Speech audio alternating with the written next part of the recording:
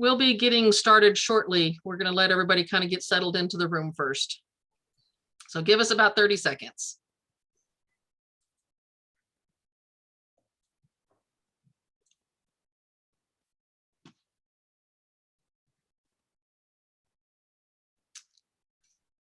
So welcome to the Every Learner Everywhere Educational Equity Through Digital Learning Virtual Summer Workshop. It's a pleasure to have you all with us today. My name is Norma Hollabeck, and I'm the manager for network programs and services with Every Learner Everywhere, and we'll be moderating your session today. We have a few quick housekeeping notes. We are recording today's session, which we will share with you after the webinar. Throughout the presentation, we welcome your questions in the Q&A section as well as in the chat. We will be monitoring both the Q&A and the chat sections during the talk. But later on in the event, we will be having a Q&A time where we will unmute participants. So we ask that you just use the reaction button at the bottom of your Zoom screen and raise your hand, and we'll unmute you so you can ask your questions to our guest speakers. I'm going to hand over control to our guest speakers, and as they're taking over, I'm going to give you all a little bit of an introduction. Oh, if I can. I'm hoping that you have control now. I believe I do. Can you all see my screen? Yeah. I think everybody's got it. I can see it now, so we should be doing good. So I'm excited about today. As a biology professor and a recovering associate dean, I'm excited about today's presentation, Teaching with a Cobot, Not a Robot, Using Learning Sciences to Reclaim the Humanity in Adaptive and Active Learning. Our guest speakers today are Dr. Rachel Schechter and Dr. Saro Mohammed. Dr. Schechter leads the Learning Experience Design, Evaluation, and Consulting Services at Charles River Media Group, providing research strategy expertise to companies large and small. Rachel has led research teams evaluating multimedia educational programming for learners of all ages since 2007. Rachel established and led the research department at Lexia Learning, and most recently was the Vice President of Learning Sciences at Houghton Mifflin Harcourt. Her research often examines motivation, feedback, and learning in blended learning environments, and she has published several research articles evaluating formal and informal educational programming. Rachel has a doctorate in child development from Tufts University and a master's in education from Harvard Graduate School of Education. As an education research mobilizer, Dr. Mohammed fights the injustice of knowledge hoarding by making deep, meaningful connections between research and practice to foster the best learning experiences for each learner.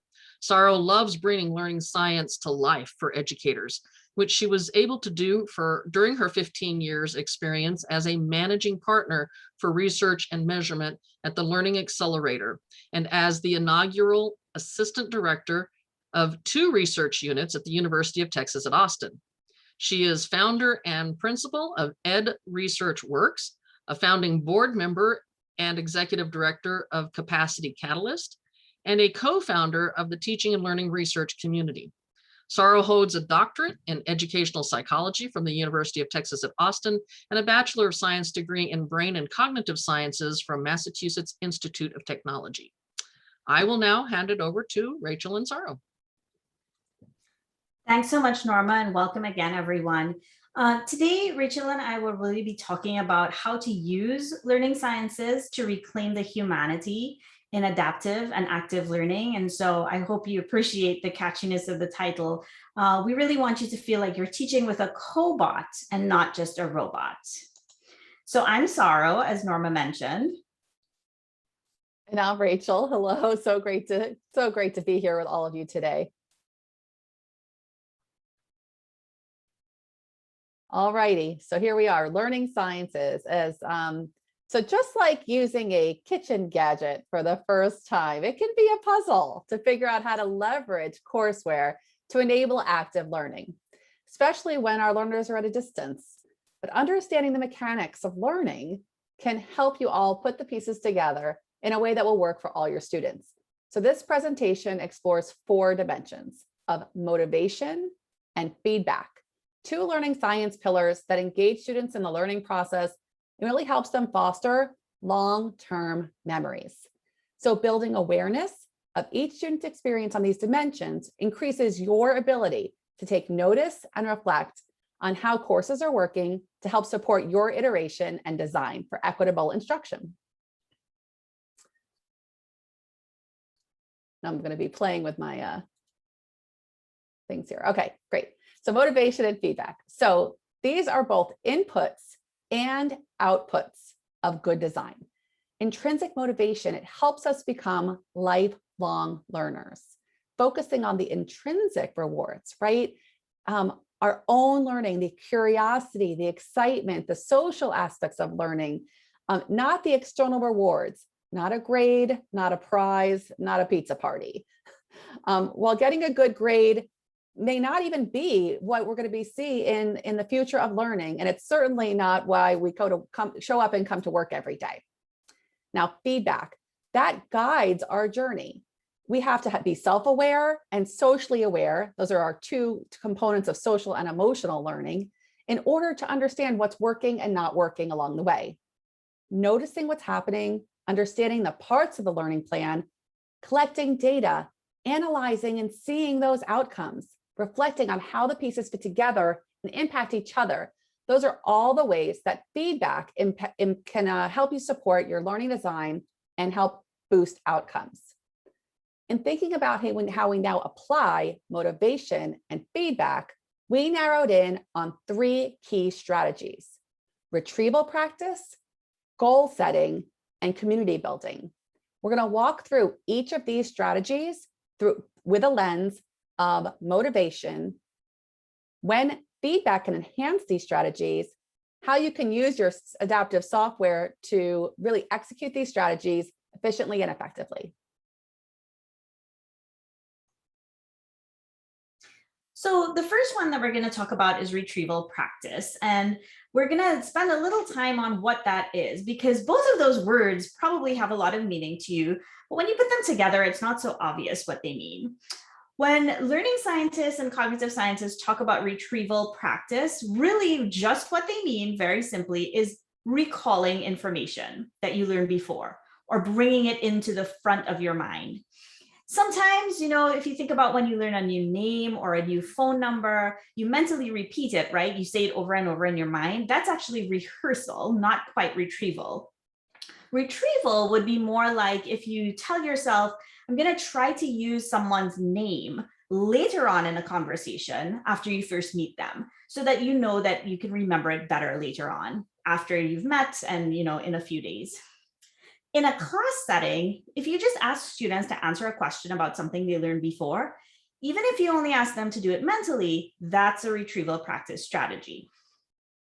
As Dr. Pugar Agarwal put it, you can think about retrieval as being more about getting information out of students' minds rather than putting information into students' minds.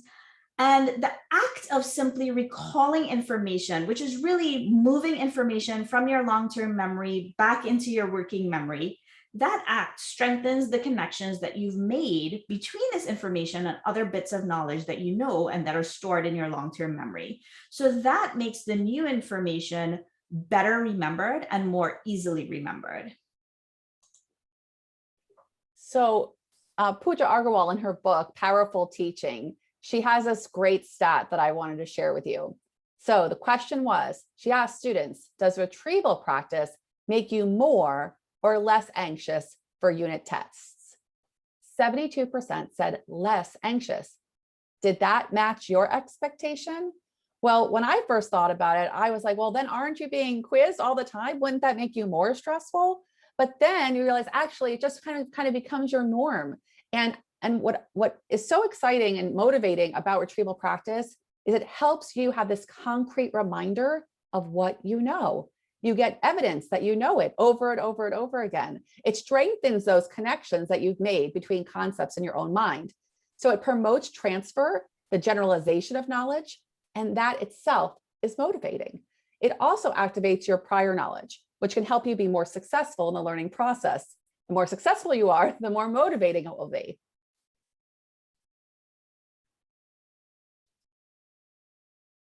So how does adaptive software help humans execute these retrieval strategies?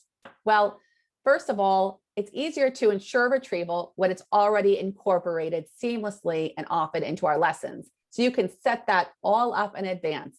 You don't even have to remember it when the time comes. Also, regardless of an individual learning path, each student you can spiral the content so it comes in over and over. And so you get that retrieval both in a spaced way and in a distributed way. So in the case where retrieval practice leads to formative data, and this is our picture I have of this really attractive dashboard, and I hope that your courseware has attractive dashboards too. We can look at that data, get those answers collected and stored, review what's going on. So then, and all of this happens essentially automatically, right? How easy is that compared to pen and paper and data entry that we always used to have to do, and it would take so many hours. And then the last thing is, not only is the feedback for students potentially immediate or right away, but what's neat is that there's a trail, there's this paper trail of this permanent feedback that they can go back to.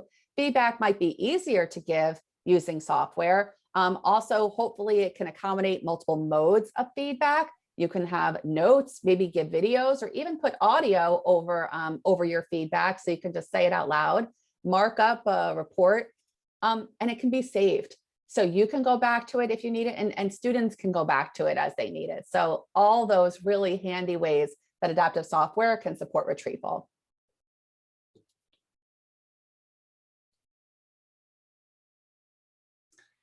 So feedback is really crucial aspect of retrieval practice. It doesn't just support retrieval, it's actually a part of retrieval practice. If you think about trying to recall information and not getting any feedback about how accurate that recall was, you can actually cement misconceptions in your mind. So you might be strengthening connections between misaligned bits of information that are in your memory. On the other hand, if you do get feedback, then you have the opportunity to instead adjust those misconceptions. Another way that feedback is really crucial for retrieval practice is in the case of if you didn't remember anything when you were asked the question. So immediate feedback can really help you fill in that information. And the next time that you're asked that question, you actually do have something in long-term memory that you are then able to retrieve. Finally, even if your retrieval was perfect, it was accurate, it was rich and full, and you were able to answer the question quite completely, feedback will confirm in your own mind the accuracy of that information and of your recall, and that increases your self-efficacy and your confidence about the knowledge that you have. And so this feedback we mentioned briefly earlier, it doesn't have to be formal feedback. It actually doesn't have to look like that dashboard that Rachel just presented, although that is very helpful.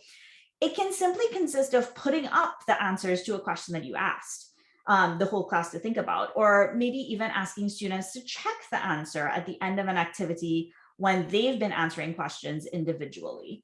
So the feedback that is the very important part of retrieval, it doesn't always have to be a formal grade or a score on a quiz, for example. It can simply just be presenting the information that represents the answer to the question that you asked.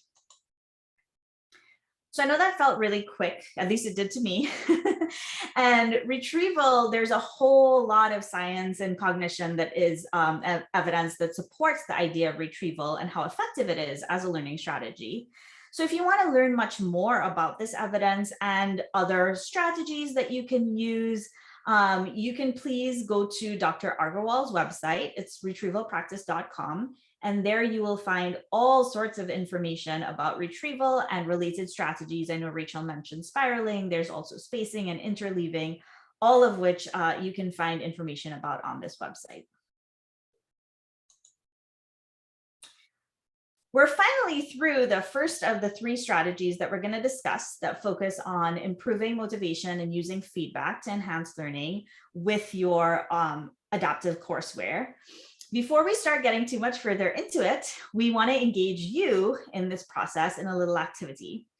So I think, or I hope you were asked to bring a course session that you've delivered in the past with you, have it handy around. It could be a slide deck, it could be a session outline, something of that nature that will just remind you of the content and the activities that you do in a unit or a course session that you teach, a class session that you teach. If you can refer to that right now, what we want you to do, there's a few different parts to this activity, but at first, we just want you to refresh your memory about that lesson. And on a scale of 1 to 10, rate how effective you think it is. We're going to say 1 is not at all effective. 10 is maybe the most effective class session you've ever taught. We just want you to think about this. You don't have to share it with us. You don't need to drop it into the chat. You might want to jot it down because there's a few other numbers that are going to be in your mind in the future. But I will give you, let's say, 45 seconds or so to think of your lesson and rate it, how effective it is.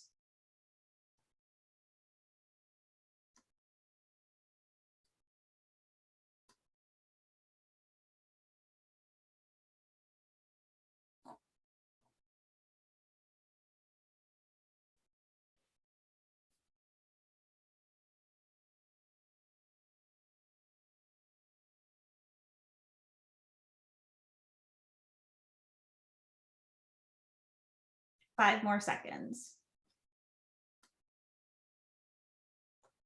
All right. Hopefully you're not a waffler like me and wanting to give it a half a point on the scale.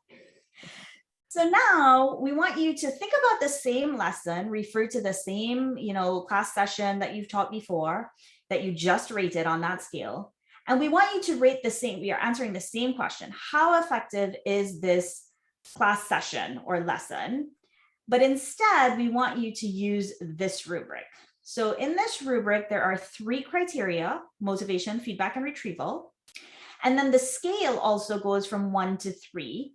I know it's listed kind of the opposite from what I would do on this screen, but the screen shows most effective to least effective. So a 3 would be an effective lesson.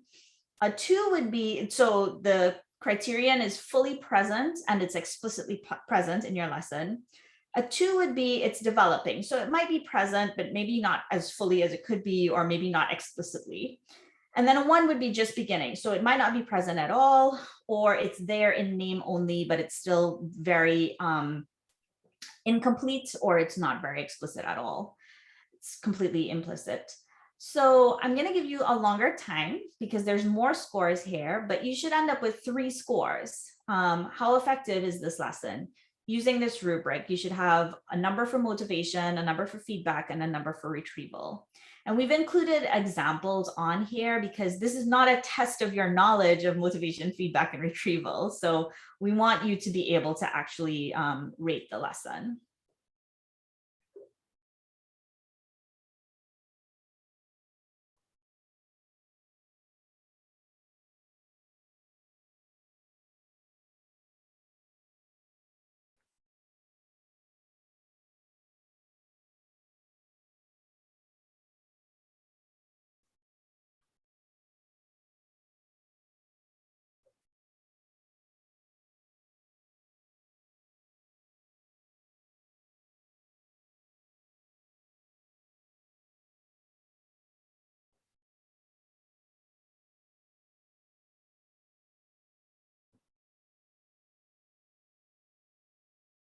About 20 seconds left.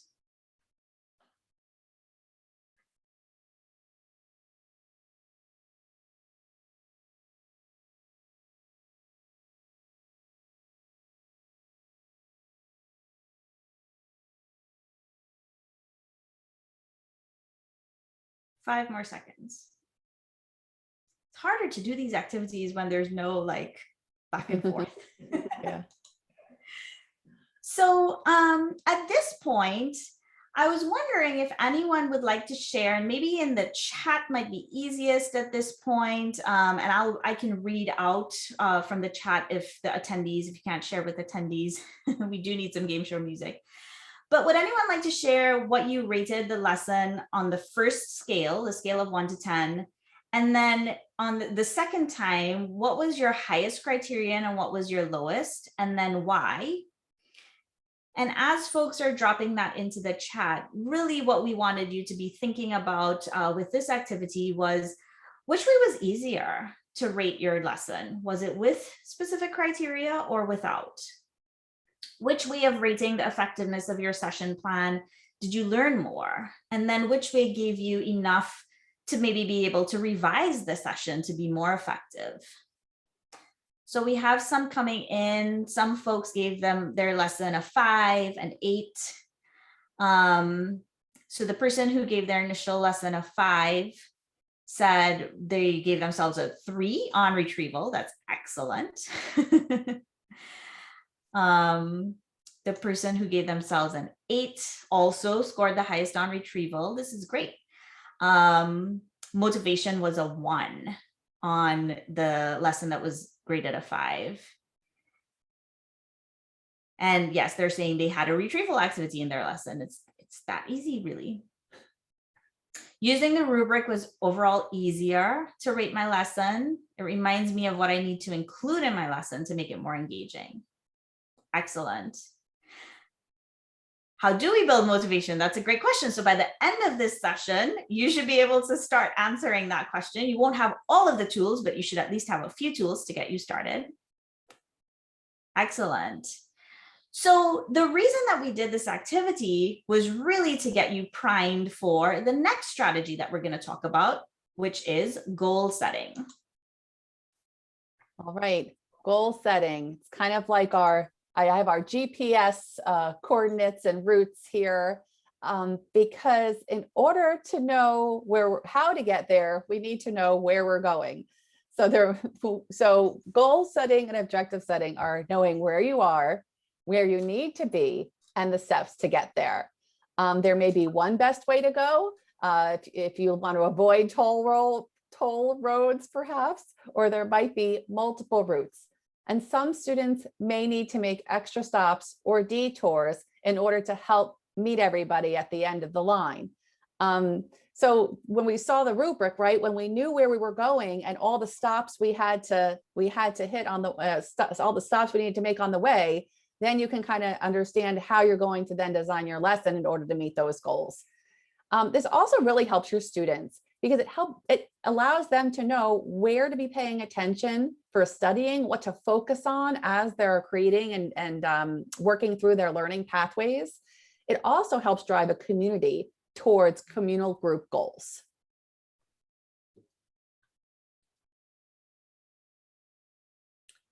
And why is this motivating? Well, I wanted to take this moment to introduce to you the 3 main concepts that I really anchor me when I think about motivation. And those are autonomy, competence, and a sense of belonging. So autonomy is in part about choice, but it's also about really understanding your goals, and how to get there helps support your autonomy. You can create your own path, you can navigate your own path, and what works with autonomy is knowing that you have someone nearby or supports to help you if you need help, but then you try to do it on your own. So that's really where autonomy and the courseware supports really come in and play together. Competence. Achieving milestones towards your goals really helps build students' understanding of their own competencies, their own skills, and increases their confidence in them. So you can kind of see this increases their confidence when they have these milestones. And remember, we had the retrieval that increased their competence as they successfully were able to retrieve over and over again. And then here in our community members. So a sense of belonging that's going to be your group of learners, just like you're all a group of learners here, having that sense of community, you have that shared goals. You can also lend your skills to others, your strengths to help support others' weaknesses or just support other students. A stronger community is more likely to then meet these group goals. This might be a little thing, but one of my daughter, to help them build their sense of community at camp, they all had the same t-shirts, they all had the same water bottles. And then at the same time, I saw on LinkedIn, a friend of mine got a new job and I see the pictures of all the swag that they sent them. So it could be something little, or it could be something much larger. It can be something physical or something like an activity that we all do together. So there's a lot of different options there. It's all really motivating. What about feedback? So feedback, as we've talked about, is really key to instructional design. So how is it motivating? Well, we're kind of looking at the same way. Autonomy. When you allow students to share their voices and their ideas for about what the goals and the objectives are going to be for the class, really, that's like co-creating goals, and that's giving them an opportunity to show and support their autonomy in their own learning. You can provide a forum for students to articulate their own personal goals and objectives. And that would be beyond having the course as a requirement, but really trying to get into those intrinsic curiosity-driven learning goals. And if you get to see this feedback, this really helps you be more responsive, more empathetic instructional designer for this group of students and for students in the future. So even with an individual lesson, feedback on student understanding, kind of as you're going along, I don't know how many of you might be doing a thumbs up, thumbs down kind of approach, or I also saw this neat thing where in a class, you could have some privacy and go 1, 2, 3, I understand it, I don't understand it, I need help understanding it. This can help you guide the pacing in real time of the course, but also guide lesson resource sharing in between lessons. So then across the semester, we want to be able to give students explicit and specific opportunities for them to give you feedback about what's working well and what's missing the mark. This is going to help you course correct and better enable everyone to meet the group goals.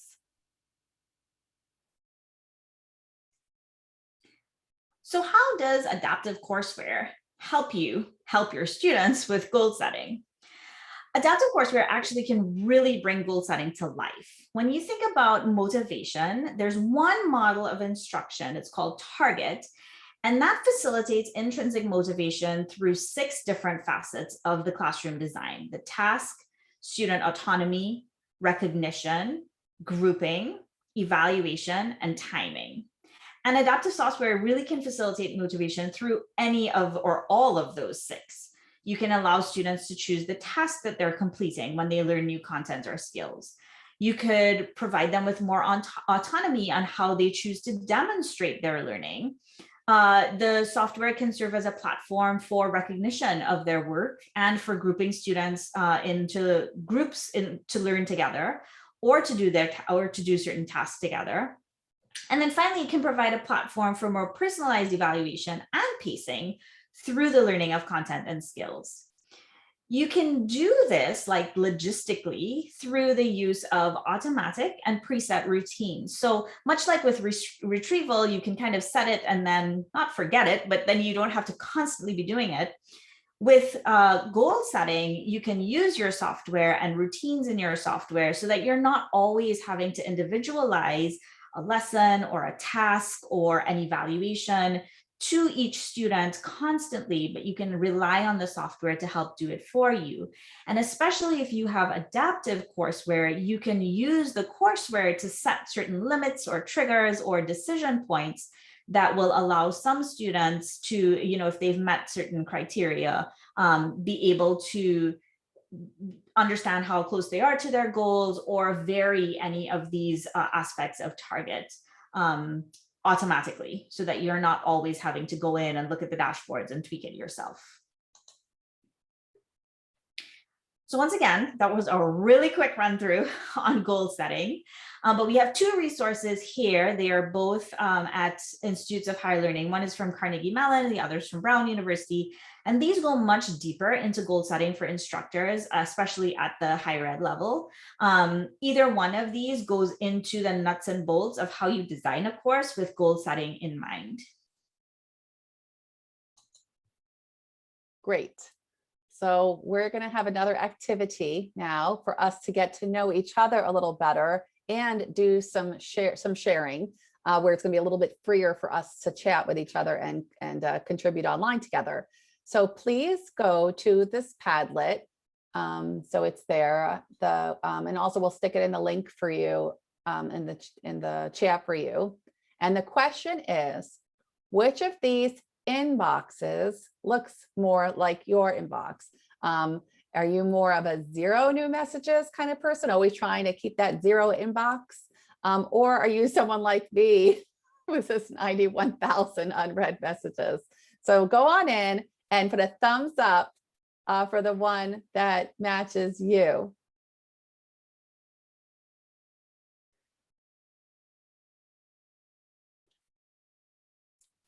This is an example of kind of using supplementary materials to continue to with any course where you're already using. Oh my gosh, we got a lot of zero inbox folks here. That's cool. I'm surprised. Keeps climbing. Oh boy, Okay. there's a clear winner. There's a clear winner. These folks, these are zero inbox folks. So what are some of the things you like to, so let's now co-create some tips for, oh my gosh, it looks like the three of us really need some help. What are the things, no, just kidding. We actually like it this way, I think, but what are the ways that, things that you do to stay organized? So come on over and share, what are some of the things that you do to stay organized? And what are some of the things that you avoid to stay organized?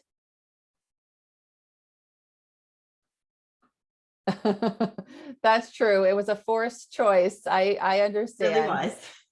Thank you. What are some of the things that you do to stay organized?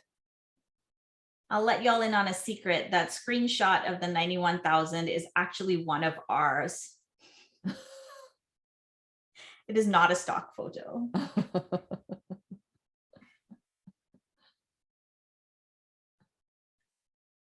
A daily list, answer immediately, unsubscribe. I should try that one. Yeah. I just ignore. I definitely go through, so every once in a while I was like, okay, every day I'm going to unsubscribe to 3. That's whatever 3, 3 that come in, when I have a break. Needing more, deleting is a good idea. Thank you. Is there anything that dedicated time? These are, I like that one. dedicating time. Yeah. And setting timers. There's a great technique called the Pomodoro technique, where you just set 25 minutes and you focus on something and then you stop. Way to get something completed. Wonderful. Yeah. So this is something so this is an example of a way that you can have everybody together to co-create a list, co-create class norms, co-create best practices, and engage in an online discussion. Let's head back to the presentation. Okay, We so should be back. okay, thank you. Okay, so collaborative communities. This is our third strategy. So what is it? Developing relationships within the course so that students feel a sense of belonging, that they have trust in their teacher and their peers, and they feel safe on their learning journey. Often, this is really supported through explicit norms. I see all the time in elementary schools, especially, or, I mean, and really, I guess any age, right? You could do this, but coming together and talking about, well, what are our classroom rules look like? How do we treat each other? What are the norms and our expectations of each other? And this helps support this collaborative community. But we can also reinforce this through spaces that are online, through spaces that are made for sharing, through collaborative activities like the one that we just did, group work, and even some competition. Now, if you're going to have a competition though, and you want to create a collaborative community, you'd want your team to be, your class to be a team, and then it's competing against an external component, maybe competing against the clock or competing against a computer, or maybe competing against another class, something like that.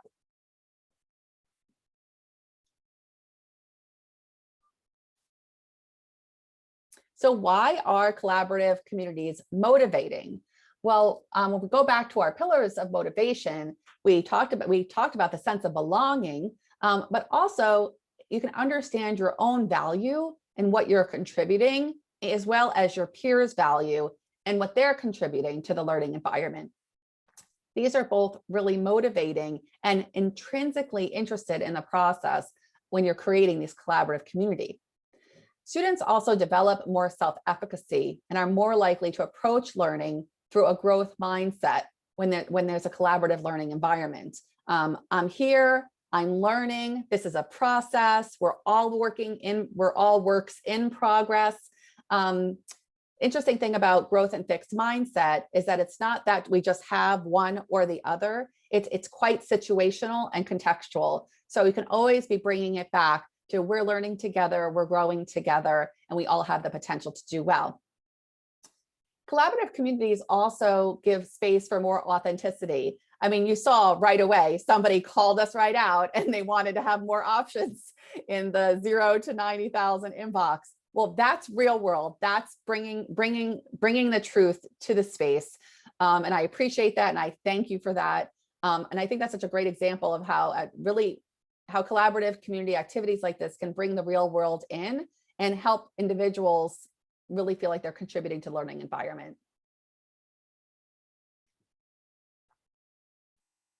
So how can adaptive software really help you? Well, open those spaces, have spaces that are open where teachers and students can share with each other, ideal asynchronously and synchronously, bring in their interests, their lives outside the classroom, and bring in those experiences and those stories.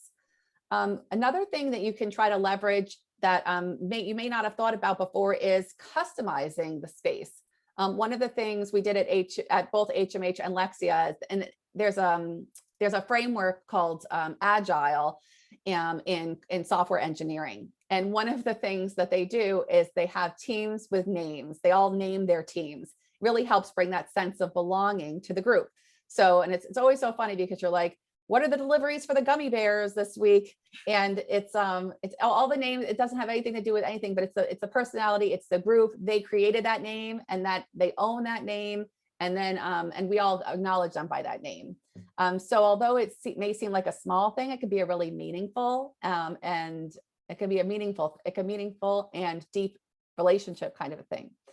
Also using images, avatars, these are all ways that they can customize their presence.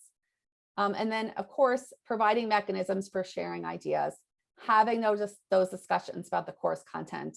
I feel like the tools have come such a long way in the last 10 years to facilitate and have these discussions, asynchronous and synchronous.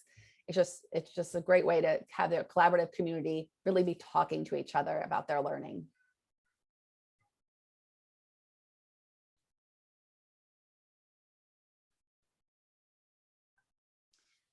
So feedback, again, is a really useful tool for helping to build these communities.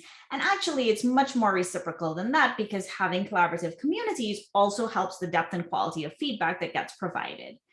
Feedback that really helps students understand, like we said before, what is the learning objective that they're working on and what does it mean to achieve success in a lesson, can also help promote collaboration and collaborative communities within a learning environment.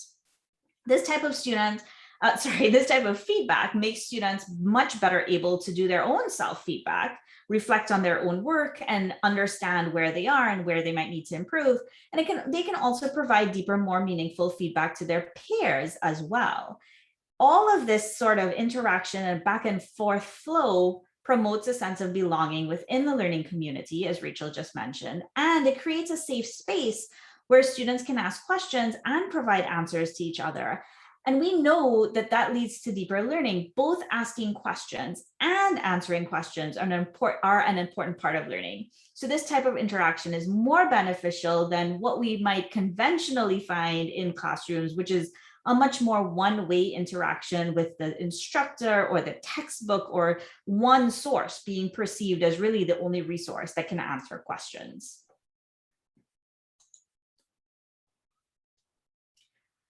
Once again, I can't believe that we got through collaborative communities in such a short time.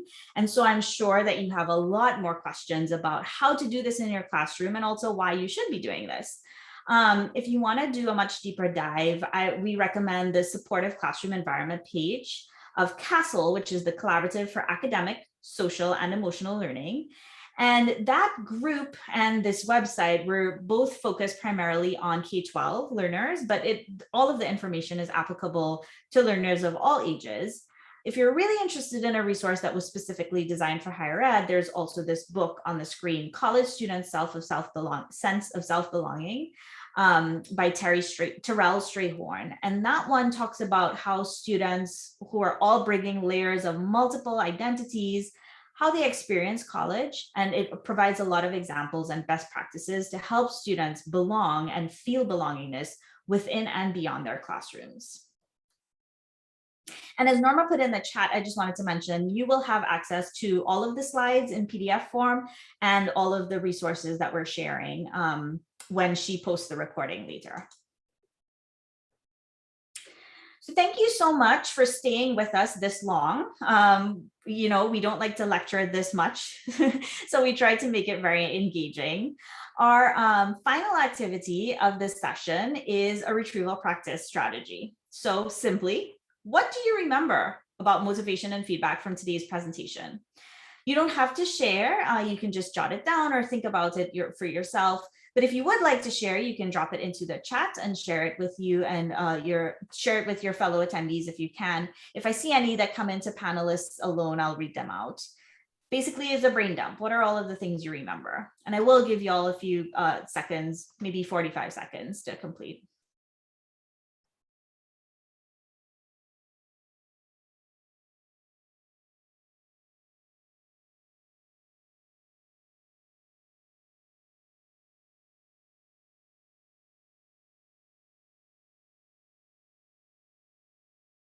Thank you, Julie.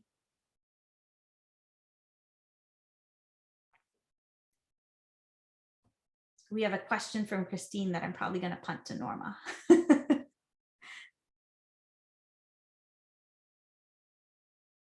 Importance of motivation. Yep, so Elsie said, and I apologize if I pronounced that incorrectly, the importance of motivation to learning.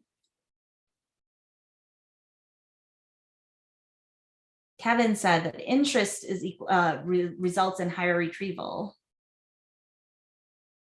A collaborative process can be used to infuse students' experiences in the classroom. Safety is important to a sense of belonging. That was first one was from Everett and second from Alea or Ayla. Named teams rock. I agree. Self-named teams are awesome. All right. You can feel free to keep dropping stuff in there, but as with any good retrieval activity, here is some feedback. So here is basically a summary of the main points, the key points that we mentioned in today's session about motivation and feedback, especially as they relate to the three strategies that we discussed: retrieval, goal setting, and then collaborative communities. And I'm going to leave this up for just a bit, but also know that you will get a copy, like I said, of the entire deck, but also this slide is in there if you wanted a quick reference or something similar to a study guide.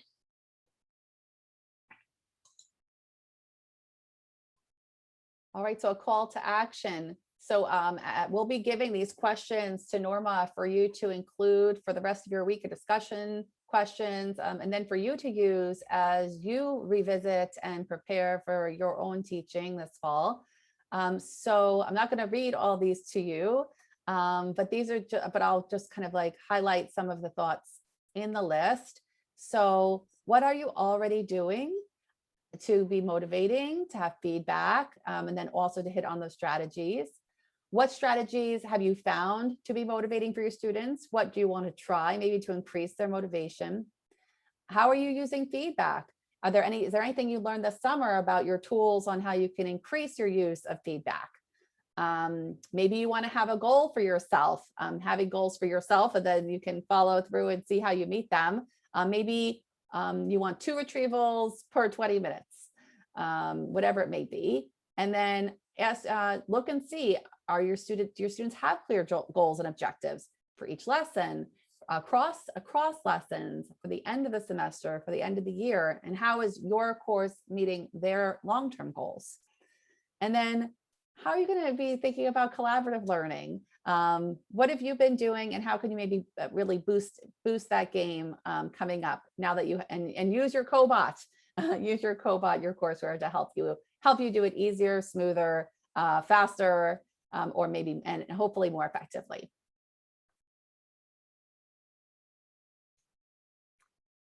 So thank you so much for being here. We hope you enjoy the activities, the information. We really love to connect with folks who we share our ideas with. We're passionate about building and sharing information. Two great ways to keep learning from us is following Saro on Twitter or following my LinkedIn. And then if you'd like to get in touch with a question or follow up, please don't hesitate to reach out to us, and our emails are listed here. Now I'll be turning it over to Norma for the Q&A, and thank you so much for your attention. Thank you so much. This was so insightful. It was so engaging. I'm going to attempt to switch some things around here and get my PowerPoint back up, if it'll let me. See, you all see the wrong side, huh?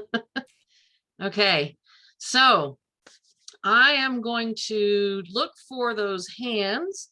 So if people do their little raise hand icon, I will unmute you so that you can ask your question, get that nice interaction. Christine, we're gonna let you have that chance. You should be unmuted. So adaptive learning sounds really good. It looks like they only do it for the hard sciences. I teach intercultural communication. You know, I haven't seen anything. I looked at a couple of the things that you mentioned and nothing about the type of courses I teach, organizational communication or intercultural communication, public speaking, any of these things. I see nothing available. I can try to answer that a little bit. You might have to go to some of the OER products. So I'm not as familiar with the communication studies because I myself am as a biologist, I'm more familiar with the science ones. I do know that groups like University of Central Florida and Arizona State and Colorado State University have all gone to OER products so that they can kind of build their own that is more oriented towards their subject matters. So there are a few products out there that it might take a little bit longer because you might have to actually, work with the company and the vendor to build your own, but they are open educational resources and they can be worked with to where you load up your own questions and you kind of work with their codes to create what you want. So they are open and free or open and cost a little bit, but you can work with some of those groups. Realize It is one of them that you might. Cog Books is another one that I do know that a lot of people embrace because they are those that are adaptive, but they are also ones that you can customize to your courses a little bit more. So you might try there as well and see. We've got our adaptive learning implementation guide, which also helps you learn to figure out, where you're going to go and how to choose what's going to work out best for you. I hope that gives you a reasonably decent answer, Christine. Yeah, it sounds like I got to build my own. Thank you. I will say your peers are dropping a lot of suggestions into the chat too, but it is there are a lot of these adaptive courseware platforms that allow you to put any content into there. So I empathize with your question. I know what it's like to be in a field that somehow doesn't get access to the same resources as some other fields. But there are some platforms that will really let you adapt your own content. And the nice thing about that is that you might be able to use a lot of the content you've already developed and instead of having to sort of reinvent everything from scratch. Because sometimes when you buy or when you get access to courseware that's already developed, then you have to change how you teach to match the courseware, as opposed to really being able to lean on the courseware to adapt to how you teach. Okay, thanks. I'm still looking for hands there. Isla has a question. I see. Yep, it's in the chat. Can you address the importance of framing feedback for students? I included a statement about the types of feedback I give to students. For example, writing is hard. I will never break your spirit over a misplaced comma. Thank you. So I don't teach myself as often as you all do, but when I mentor students, what I like to do is I let them know really the purpose of the feedback. And I have had challenges too, where I had someone who gave feedback to another, right? And was like, they said it was like all red, every single line was rewritten or commented on. And, but I've also had experiences where I've gotten such vague feedback that like, I didn't even know what to really do. There's this concept called I like, I wonder, which is a feedback method. And I just find it too vague. I just really don't know what they want from me.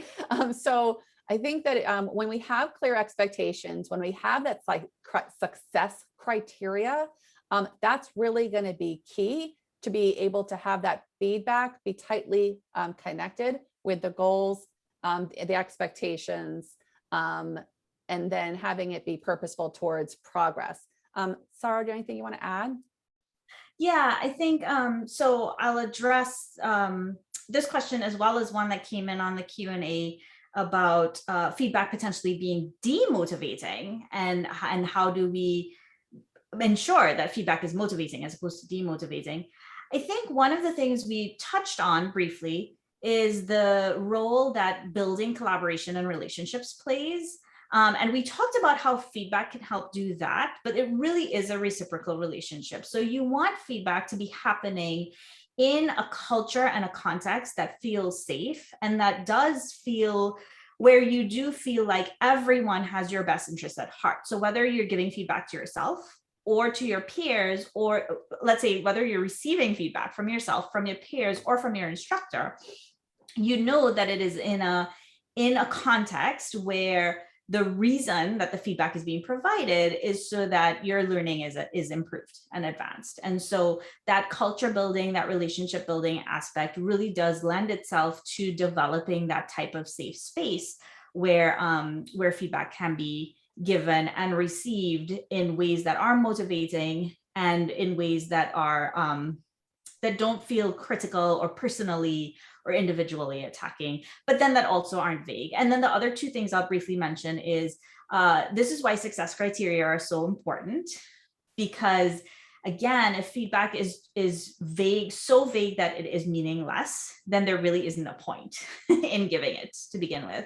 So everyone should know what are the goals? What are we trying to learn here? What are we trying to demonstrate? How will we know that we've gotten there? And they can be brief statements, but if everyone understands like where the finish line is, then it's much easier to get there rather than guessing. And then there is an article on wise feedback that does address other things like stereotype threat, which is another way that feedback could be harmful, right? Because there might be ways that you give and receive feedback that actually prime stereotype threat in certain learners, and that also works against the goal of deeper learning. So there's a lot of ways and a lot of things to keep in mind with feedback. And yes, there can be ways to do feedback that is harmful, which is not what we want. Yeah, I will interject on that one, because back in the day of Tyrannosaurus Rex, when I was in college, that was the goal by a lot of professors, was how can they make your paper bleed? That was the running joke, is my paper was bleeding so much I couldn't tell what it was. And you're right, on the feedback wasn't always in context. We didn't necessarily understand why were you marking this red. There was no comments with it. It was just this is wrong, this is wrong. And it would have been a lot more helpful, especially like in my biochem class and stuff, if there would have been more of an explanation in terms of where I went wrong or what the direction was. So I agree with you all on that the feedback makes a big difference in how well your students are going to learn. I think we have another question as well in the Q&A. I'm going to spit it out here for you all. Sometimes I spend a lot of time providing handwritten feedback on my students' essays, but then I see the essay in the recycling immediately after class. Is there a way to ensure students pay attention to the feedback that is provided? My best students read it, but they are the ones who need it the least. So I'm going to jump in and say all of your students need feedback, including your best students. But I hear you. I think there is something to be said for developing a culture of feedback in a course and in a class. And there might be different ways that you can do that. One is, again, by sort of front loading, right? Here are the learning objectives, here are the success criteria. So everyone always sort of has the goalposts in mind. But there might be other ways that you can do it. Like you can build in, like you can give students a rubric that they're supposed to use to assess their first draft before they turn it into you. And they need to turn in their rubric as well. And so that sort of encourages them to take that second look at the feedback and not just look at the grade, right? Because they want to see where they were in alignment with you when they assess themselves versus you. Or you can give opportunities for rewrites, right? So you can actually have them turn in multiple drafts. And so then it becomes really important to see that feedback and sort of take it in order to revise before you turn in the next time. And that might actually end up, you may be able to use your courseware to facilitate some of those things, but it also could help reduce some of the grading burden on you as well, because if you're working from a clear rubric, and if you're looking at something that's been revised, then you're not starting from scratch. You actually can look at your own feedback and only focus on those points where you suggested improvements. And I mean, you could even take it to where you end up identifying trends in your feedback. And then you can have like, basically a matrix where you have your different types of comments, and you can even copy and paste them, while they're still differentiated and they're still individualized. They're not necessarily, every single one doesn't have to be custom. Every single one doesn't have to be tailored. It's really that there are these patterns, and different students will have unique sets of patterns, but you could still just make it easier for yourself. And I guess the other thing to say is, again, the first thing I thought of too was the whole concept of the rewrite. Like I hear you saying you're giving them this feedback, but then if they don't see exactly when and how and where to apply it, I could understand how they kind of read it, and maybe they think they're thinking it's sinking in or not, but they don't know what to really do with it. So I would even ask for feedback from those students. What would be helpful for you to be able to take what I'm telling you about your work to help you apply it. You can turn it back to them. So let me ask this to you then on that point. Is this where it might be advantageous in the beginning when you're kind of going through your syllabus and your teaching philosophy and stuff to include in that, I will be providing you feedback and it is part of the learning process, and give them that the reasoning and the rationale for the feedback as part of that learning journey, and then maybe remind them part of the way through the term of, the feedback is important for you to learn. Yeah, when I worked in these big companies, and one of the most typical things we hear managers complain about is that their employees don't take their feedback and then change their behavior, and that people have to give the same feedback over and over again, and those are the people who end up getting laid off. I mean, it's just true, because people have to be constantly improving. They have to be listening to what you're saying, and these are skills that they're learning in college, so that they can then have those skills, those, self-regulation, that applying information to knowledge to behavior skills that they'll be able to use and shine in the workplace.